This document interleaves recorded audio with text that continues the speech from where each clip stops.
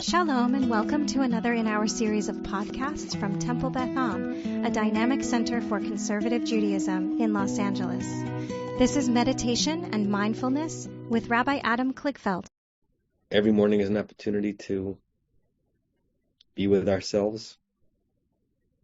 Sometimes we avoid ourselves because our minds can be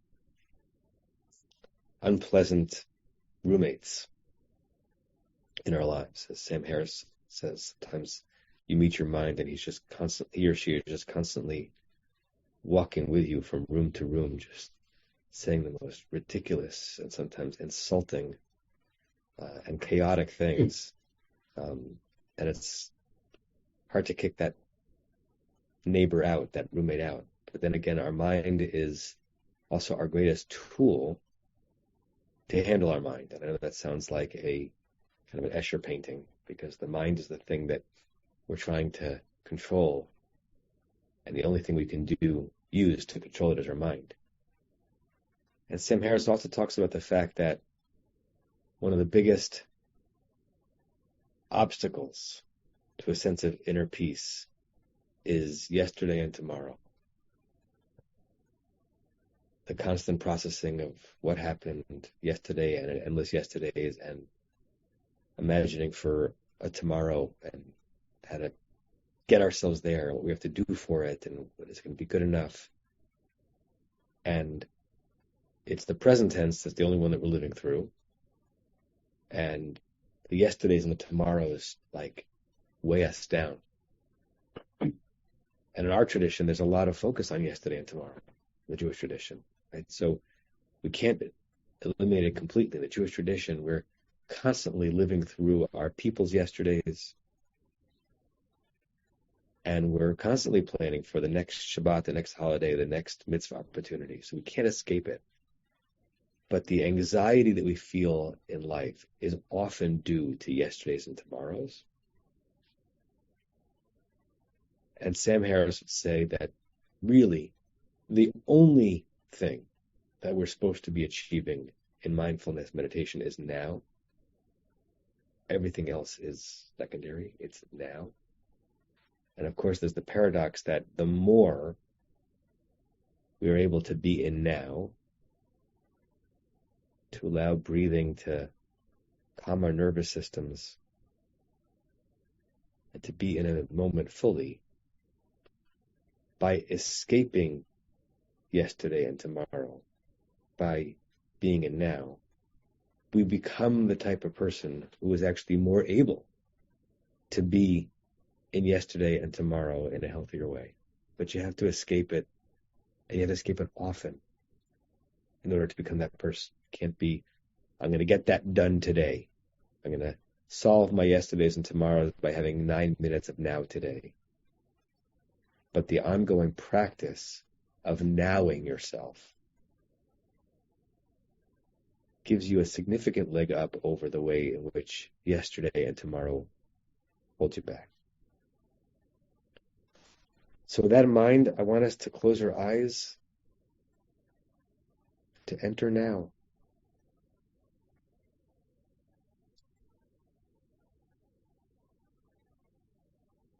Place your feet flat on the ground in front of you. And place your hands on your legs, palms up or palms down. Feel your body both stiffening into a posture that is intentional and straight and that you can hold, and also softening into supple, into rest.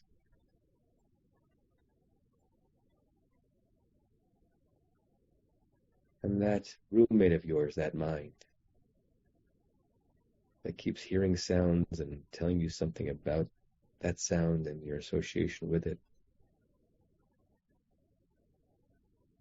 That roommate that wants to pull you into yesterday and process that conversation, that interaction.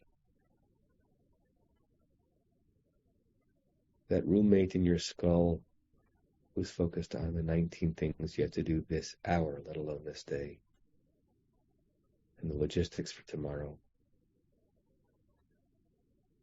all the prep for next week. Just see if you can put some duct tape over that roommate's mouth. And quiet your mind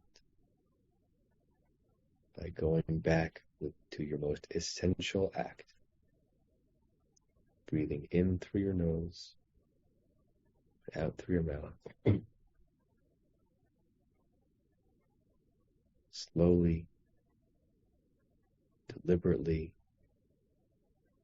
luxuriously,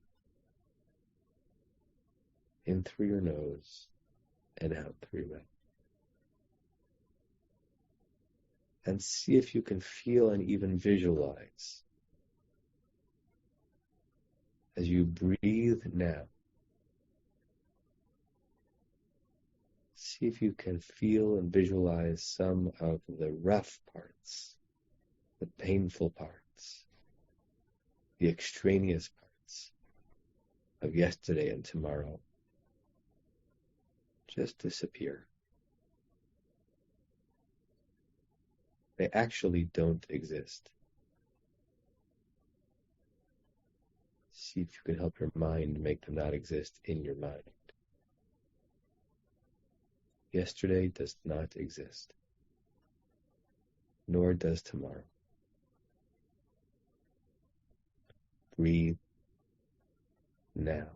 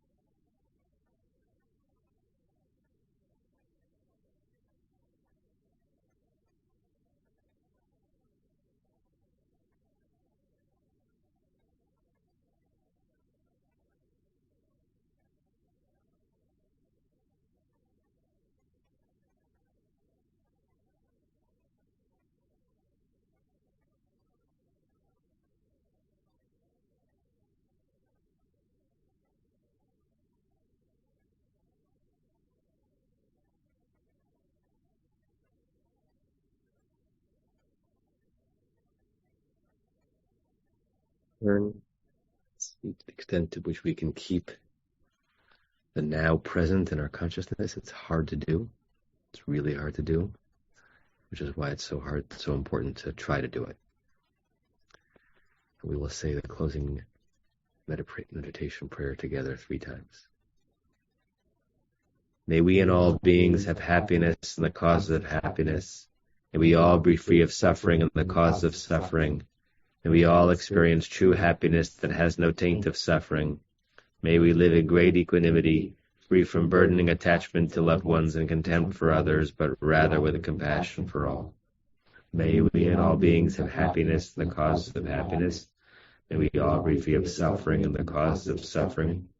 May we all experience true happiness that has no taint of suffering.